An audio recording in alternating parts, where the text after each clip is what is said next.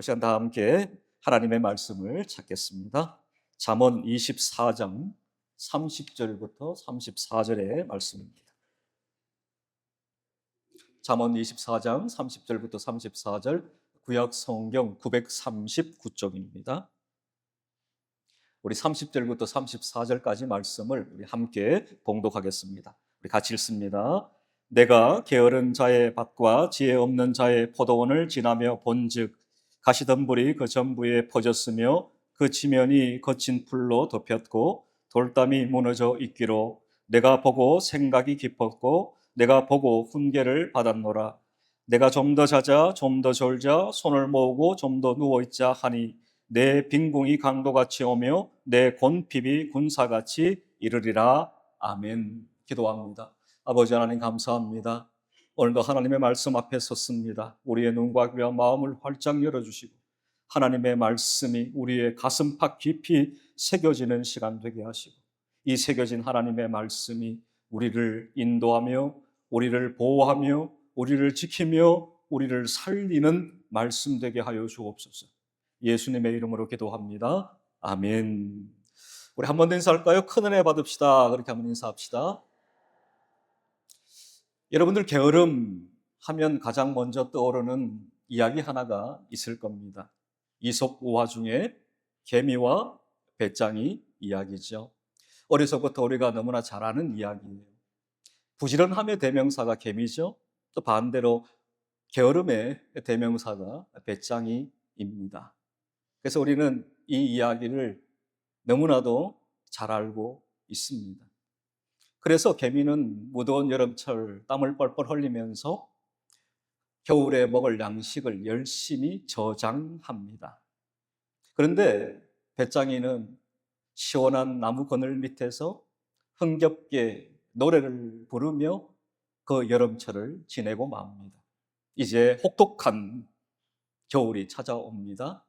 개미는 저장해 두었던 그 양식을 겨울에 먹고 지냅니다. 그러나 배짱이는 여름 내 아무것도 모아두지 못했기에 추운 겨울 그만 먹을 것이 없어 아사 상태로 생을 마감하게 됩니다. 어렸을 때부터 들었던 이 개미와 배짱이의 이야기는 우리의 뇌리 속에 꽉 박혀 있습니다. 그래서 게으름 그러면 놀고 먹고 일하지 않는 것쯤으로 우리는 인식하고 있습니다. 부지런한 그러면 우리는 남보다 열심히 땀 흘려 수고하고 일하는 것이라고 인식되어 있습니다.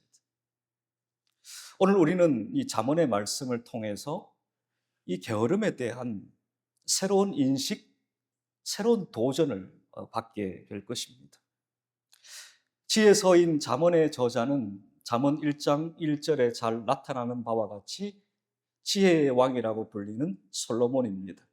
1장 1절로 봅니다. 다윗의 아들 이스라엘 왕 솔로몬의 잠언이라 그렇게 되어 있습니다. 그리고 이어서 솔로몬은 왜 잠언을 기록했느냐, 서두에 이 잠언 기록 목적에 대해 분명히 밝혀줍니다.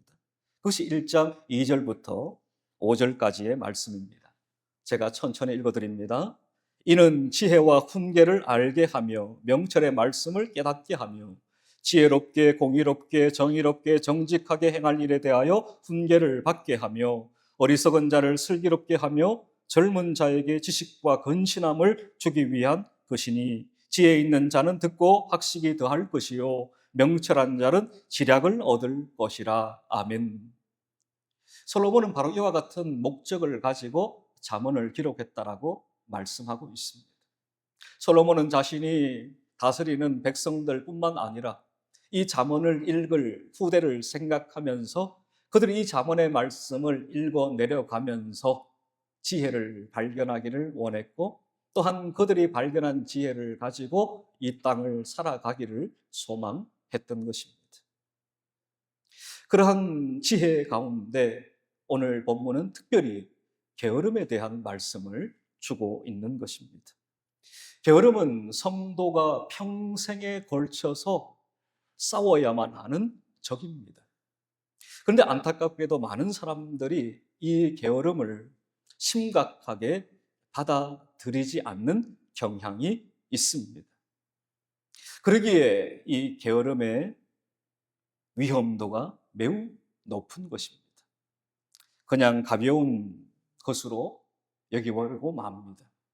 그러나 성경은 이 게으름을 결코 가볍게 여길 것이 아님을 우리에게 가르치고, 이 게으름이 또한 우리가 마침내 이겨내어야만 하는 적이라는 사실을 우리에게 잘 일러주고 있습니다. 그렇다면 이 게으름을 이기려면 어떻게 해야 되는가? 한번 따라해 볼까요? 그 첫 번째는 지혜가 필요합니다. 게으름에 대한 사전적 의미를 찾아보니까 이렇게 되어 있습니다. 행동이 느리고 움직이거나 말하기를 싫어하는 태도나 버릇, 이걸 국어 사전적 의미에서 게으름이라고 부릅니다. 우리가 종종 저 사람 참 부지런하네 라고 이야기를 할 때에 어떤 의미에서 우리는 그 사람이 부지런하다라고 말하며 평가합니까? 남이 다 잠자고 있는 시간에 누구보다 일찍 일어나는 사람, 남이 다 쉬고 있을 때에 일어나 열심히 일하는 사람, 뭐 그 정도로. 또 더하자면 남들이 다 먹는 시간에 먹는 것도 포기하고 열심히 일하는 사람, 야, 그 사람은 정말 부지런한 사람이야, 그렇게 우리는 생각합니다. 그러한 인식과 판단 기준을 가지고 여러분 스스로도 나는 부지런한 사람인 것 같아, 아니야, 나는 참 게으른 사람인 것 같아 라고 스스로를 판단할 때가 있을 겁니다. 그런데 오늘 성경은 앞서 잠깐 언급해 드렸듯이 우리가 평소에 인식하고 있는 그 게으름에 대한 정의, 게으름에 대한 인식을 뛰어넘는 교훈을 우리에게 주고 있는 것입니다. 30절의 말씀을 보게 되면 거기에 게으른 사람과 지혜 없는 사람을 동일선상에 놓고 말씀을 합니다. 왜 솔로몬은 이처럼 게으른 사람과 지혜 없는 사람을 똑같은 높이에 두고 병행 이야기를 하고 있느냐라는 것이죠. 여기에는 매우 중요한 의미가 숨겨져 있는 것입니다. 즉, 게으름과 지혜 없음이 별개의 것이 아니라는 것이에요. 게으름과 지혜 없음은 동일한 의미를 지니고 있다는 것이죠. 이걸 좀 더 쉽게 이야기하면 게으른 사람은 지혜 없는 사람이고 지혜 없는 사람은 게으른 사람이다 라고 말할 수가 있는 것입니다. 30절을 제가 읽습니다. 내가 게으른 자의 밭과 지혜 없는 자의 포도원을 지나며 본즉이라고 말씀하고 있습니다. 지혜 없는 자, 게으른 자, 이걸 연결시켜 주고 있죠. 따라서 게으름은 바로 지혜의 부재 때문인 것을 솔로몬은 우리에게 교훈해 주고 있습니다. 여러분, 내가 게으른 이유가 지혜가 없기 때문이다 라고 생각해 본 적이 있습니까? 내가 부지런한 이유가 지혜가 많기 때문이다 라고 생각해 본 적이 있습니까? 아마 많은 경우 부지런함, 게으름, 지혜 있음, 지혜 없음 연결지어 생각해 보지 못했을 거예요. 그저 나는 부지런한 사람이야, 그저 나는 게으른 사람이야 정도이지, 이 부지런함과 게으름과 지혜를 연결지어 생각해 보지는 못했다라는 거죠. 그런데 오늘 본문의 솔로몬은 이 둘을 연결지어 우리에게 교훈하고 있다라는 것입니다. 그들의 게으름과 지혜 없음은 또한 무엇으로 나타나게 되느냐? 31절로 갑니다. 가시덤불이 그 전부에 퍼졌으며 그 지면이 거친 풀로 덮였고 돌담이 무너져 있기로, 그렇게 말씀하고 있습니다.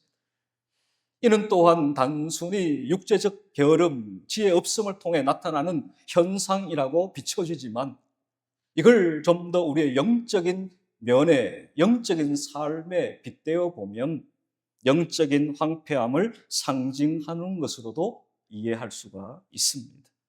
우리의 게으름, 우리의 지혜 없음도 우리의 신앙 생활을 통하여 이렇게 나타나게 됩니다.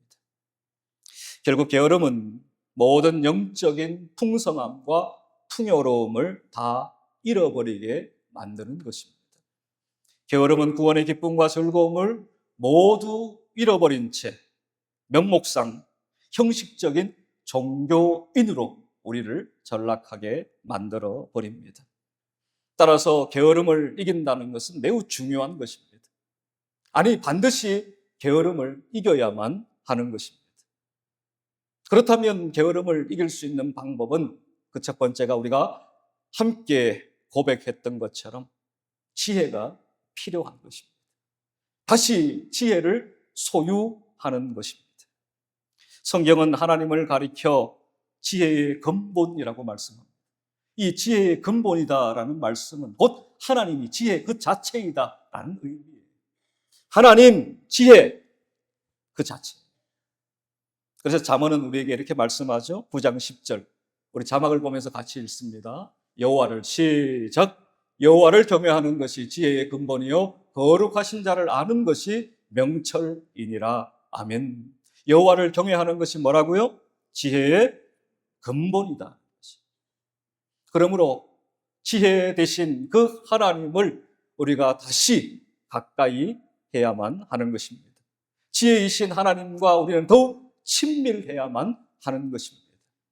하나님을 멀리 떠나게 된다는 것은 또한 지혜로부터 멀리 떠난다는 것입니다. 그렇다면 결국 우리는 지혜를 떠남을 통해, 지혜이신 하나님을 떠남을 통해 우리는 게으름에 이를 수밖에 없음을 성경은 우리에게 교훈하고 있는 것입니다. 다시 말씀드립니다. 게으름은 단순히 일하지 않고 놀며 빈둥거리는 것을 의미하기보다 더 나아가 지혜이신 하나님을 놓아버린 결과임을 우리는 알아야 합니다. 따라서 우리는 하나님과의 관계를 회복하고 하나님과 더욱 친밀함을 통해 하나님으로부터 오는 지혜를 다시 소유함으로 우리는 게으름을 이길 수가 있는 것입니다. 그러므로 게으름을 단순히 이해할 것이 아니라 솔로몬이 게으름을 이해했듯이, 솔로몬이 게으름을 인식했듯이 우리가 그러한 이해와 인식이 또한 필요한 것입니다. 따라서 게으름을 이기기 위해 우리에게 지혜가 필요한데 그 지혜는 바로 지혜의 근본이신 하나님이시다라는 것입니다. 그러므로 우리가 하나님을 더욱 굳게 붙잡고 하나님과 더욱더 친밀한 관계 속에서 우리는 이 게으름을 극복해 이길 수 있다라는 것입니다. 두 번째, 게으름을 이기려면 한번 따라해 볼까요? 목표가 분명해야 합니다. 솔로몬은 농부의 게으름과 지혜의 없음을 보면서 교훈을 받았다라고 말씀을 해요. 30절을 보세요.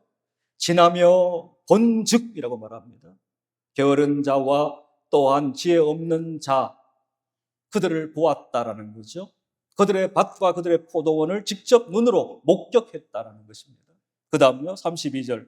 내가 보고 생각이 깊었고 내가 보고 훈계를 받았노라 말씀합니다. 보고라고 말하죠. 성경은 우리에게 보고 깨닫는 것이 은혜라고 말씀을 합니다. 솔로몬은 이 일상에 벌어지는 평범한 일일 수 있는 이 상황을 직접 눈으로 목격하고 놀라운 교훈을 얻게 되었다라고 말씀하고 있는 것입니다.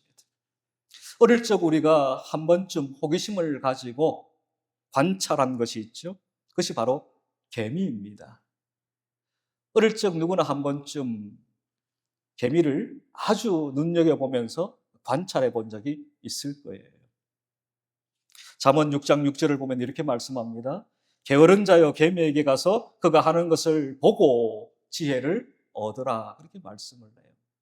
그 곤충 개미, 그 보잘것없고 하찮은 개미이지만 그것을 보고서 그 개미로부터 무엇을 얻으라고요? 지혜를 얻으라고 말씀하고 있는 것입니다.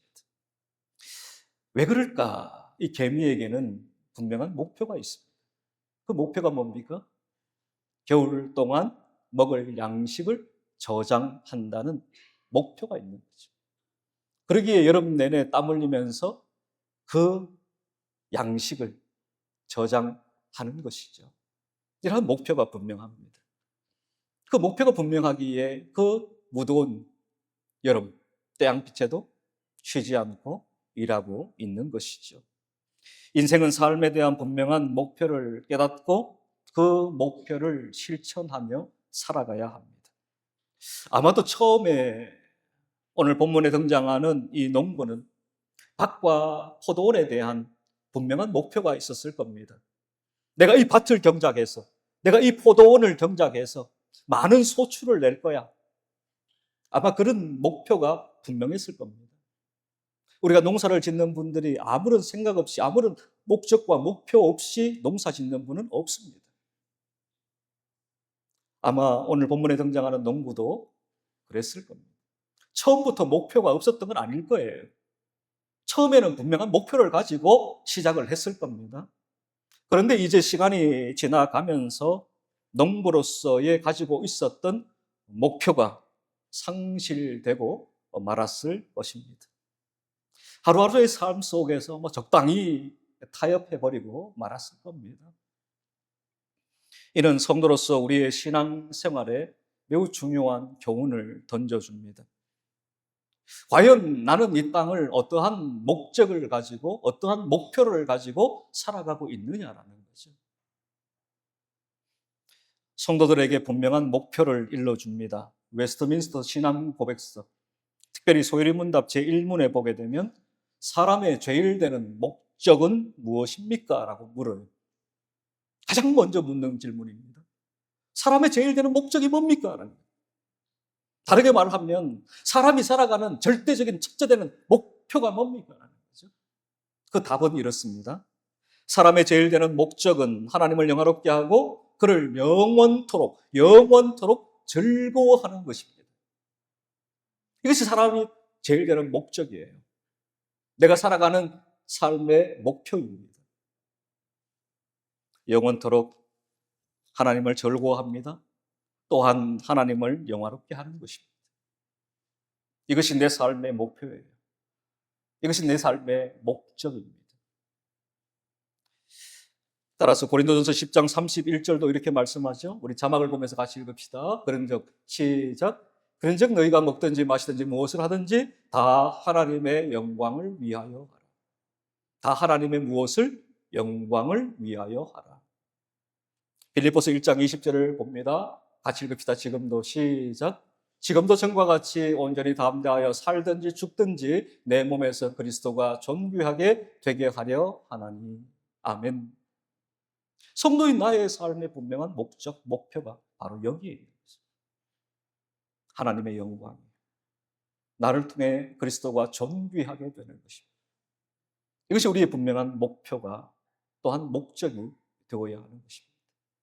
성도가 이 땅을 살아가면서 이러한 목적과 목표를 잃어버리게 되면 이내 성도는 이 세상 속에서 방황하게 됩니다. 그리고 그 방황은 마침내 게으름으로 이어지게 됩니다. 뭘 해야 될지 몰라요. 그러니까 결국 방황할 수밖에 없는 거예요. 그리고 결국 게을러지게 되는 것입니다. 그러므로 목표가 분명해야 하고 목적이 분명해야 하는 것입니다. 내가 원하는 것이 아니에요. 그 목표는, 그 목적은 하나님이 진정 원하시는 것이 되어야 하는 것입니다. 이것을 깨닫고 이것을 실천하는 자가 되어야 합니다. 따라서 게으름은 내가 반드시 해야만 하는 일을 하지 않는 것이 게으름인 것입니다. 로마서 12장 11절을 봅니다. 부지런하여 게으르지 말고 열심을 품고 누구를? 주를 섬기라고 말씀합니다. 이걸 표준 세번역에 보면 이렇게 번역합니다.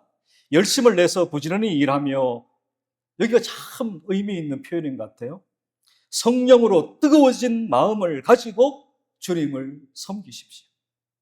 열심을 품고라는 표현을 표준 세번역에는 성령으로 뜨거워진 마음이라고 표현하고 있어요. 무엇으로 뜨거워져요? 성령으로 뜨거워진 마음. 그 마음으로 누구를? 주를 섬기라고 말씀하고 있는 것입니다. 앞서 제가 말씀드렸습니다. 게으름은 성도인 내가 반드시 해야만 하는 일인데 그 일을 하지 않는 것이 게으름이다라고 말씀드렸는데, 성도로서 마땅히 해야 될 일은 성령으로 뜨거워진 마음을 가지고 주님을 섬기는 것이라고 해요. 만일 내가 그렇지 않고 있다면 죄송하지만 나는 게으른 사람인 것입니다. 그러나 반대로 내가 성령으로 뜨거워진 마음을 가지고 주를 열심을 다해 섬기고 있다면 나는 하나님이 보실 때 참으로 부지런한 사람일 것입니다.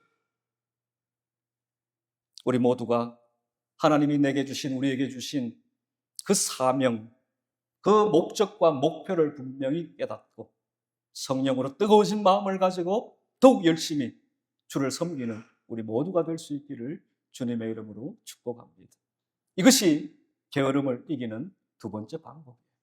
마지막 세 번째, 게으름을 이기는 방법입니다. 한번 따라해 볼까요? 기회를 선용해야 합니다.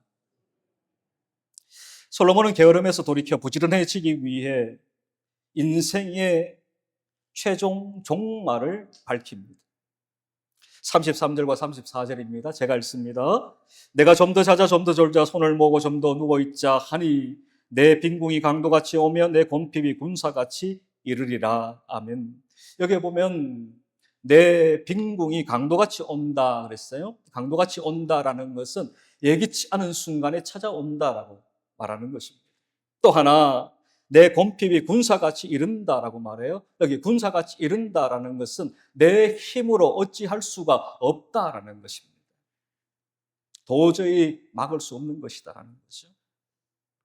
이처럼 인생의 빈궁이, 인생의 곰핍이 찾아오기 전에 지금 당장 게으름의 자리에서 일어나야만 하는 것입니다. 에베소서 5장 16절 말씀입니다. 우리 자막을 보면서 같이 읽읍시다. 세월을 시작. 세월을 아끼라 때가 악하니라. 아멘. 내게 주어진 시간, 내게 주어진 기회를 선용하라는 말씀인 것입니다. 우리 모두에게 하나님이 주신 기회가 있어요. 그 기회를 어떤 사람은 선용하는 분이 있어요. 그러나 어떤 분들은 그 기회를 허비, 낭비하는 분이 있습니다. 원하기는 하나님이 주신 그 기회를 우리 모두가 선용하는 부지런한 성도 될 수 있기를 바랍니다. 고 박윤선 박사님, 총신을 대표하는 목사님이요 또한 교수님이셨습니다. 그분의 자서전에 이런 말을 남겼습니다. 내일은 나의 날이 아니다. 그래서 나는 늘 이 하루가 마지막 날인 것처럼 최선을 다하여 시간을 아끼며 살아왔다. 내일은 나의 날이 아닙니다. 오늘 이 하루가 하나님이 우리에게 주신 날이요 기회인 것을 우리는 잊지 말기를 바랍니다. 그러므로 내게 주어진 이 하루를 우리가 주를 위해 최선을 다하여 선용해야만 합니다. 우리의 신앙과 영적인 삶에도 마찬가지죠. 하나님께서 주어진 기회, 이것을 우리가 최선을 다해서 순종함으로 충성해야만 합니다. 성경에는 파종의 원리를 가르치고 또한 추수의 원리를 우리에게 가르칩니다. 그 파종의 원리, 추수의 원리가 무엇인가? 먼저 갈라디아서 6장 7절을 보면 이렇게 되어 있죠. 사람이 무엇으로 심든지 그대로 어떻게 해요? 거두리라 말씀합니다. 사람이 심은 것을 사람은 거두게 된다라고 말씀합니다. 또 하나 고린도후서 9장 6절입니다. 이것이 곧 적게 심은 자는 적게 거두고 많이 심는 자는 많이 거둔다 하는 말이로다 그랬습니다. 적게 심었습니다. 그러면 결국 적게 거둘 수밖에 없는 거죠. 많이 심었습니다. 그러면 많이 거두게 된다라는 말씀이에요. 이것이 성경이 우리에게 가르치는 바로 파종의 원리, 법칙, 추수의 원리, 법칙인 것입니다. 이것이 우리의 삶뿐만 아니라 우리의 신앙 생활에 정확하게 접목되어지는 진리입니다. 사도 바울의 유언을 우리가 살펴보면 사도 바울은 이렇게 고백해요. 한번 봅시다. 디모데후서 4장 7절과 8절의 말씀입니다. 제가 읽어드립니다. 나는 선한 싸움을 싸우고 나의 달려갈 길을 마치고 믿음을 지켰으니 이제 호로는 나를 위하여 의의 면류관이 예비되었으므로 주 곧 의로우신 재판장이 그날에 내게 주실 것이며 내게만 아니라 주의 나타나심을 사모하는 모든 자에게 도니라. 아멘. 사도 바울은 어떻게 끝까지 이 믿음과 신앙의 길을 경주할 수 있었는가? 여기에서 밝혀주고 있는 거예요. 그럼 마지막 날 하나님 앞에 섰을 때 하나님께서 나를 위하여 예비해 두신 상급, 의의 면류관이 있다라는 확신을 가지고 매 순간순간마다 그런 최선을 다해서 주어진 사명을 감당할 수 있었던 것입니다. 우리에게 주어진 기회의 시간 속에 하나님께서 마침내 우리를 위한 예비된 상급이 있음을 우리는 소망하며 우리에게 주어진 그 기회의 시간들을 선용하는 우리 모두가 될 수 있기를 바랍니다. 캠브리지 7인 중 한 명이었던 C.T. 스터더라는 선교사님이 계십니다. 그는 가지고 있었던 모든 부와 명예를 다 버렸습니다. 그리고 세계 선교 운동을 위해서 중국, 미국, 인도, 중앙아프리카 등 여러 곳을 다니며 헌신한 선교사였습니다.